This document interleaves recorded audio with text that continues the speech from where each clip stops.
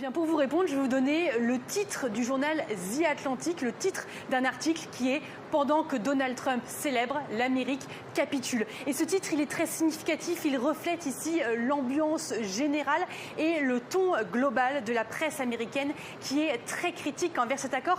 Même la chaîne conservatrice Fox News est loin d'être dithyrambique. Elle pointe du doigt notamment les sons de cloche très contradictoires qui émanent de l'Iran et des États-Unis sur le contenu même de l'accord. Et vous l'avez dit, les phrases qui reviennent, c'est tout ça pour ça, parce que la seule chose qui semble à peu près résolue, c'est la question du détroit d'Ormuz. Et encore, il faudra voir dans les prochains jours. Et ce problème du détroit d'Ormuz, il n'existait pas avant que Donald Trump lance la guerre.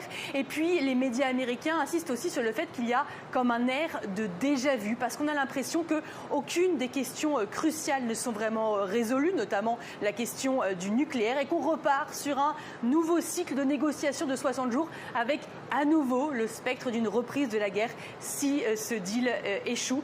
Et CNN, en effet, est très critique. Pour CNN, cette guerre et cet accord entachent la crédibilité de Donald Trump, mais aussi des États-Unis et de son armée. Et c'est l'Iran qui sort en position de force. Et ce qui est intéressant, c'est que c'est à peu près pareil du côté des politiques. Même les plus fervents soutiens de Donald Trump, des députés et sénateurs républicains, restent très prudents, ne se prononcent pas trop sur cet accord. Ils disent vouloir avoir davantage de détails avant de dire si finalement, selon eux, c'est un bon accord ou non.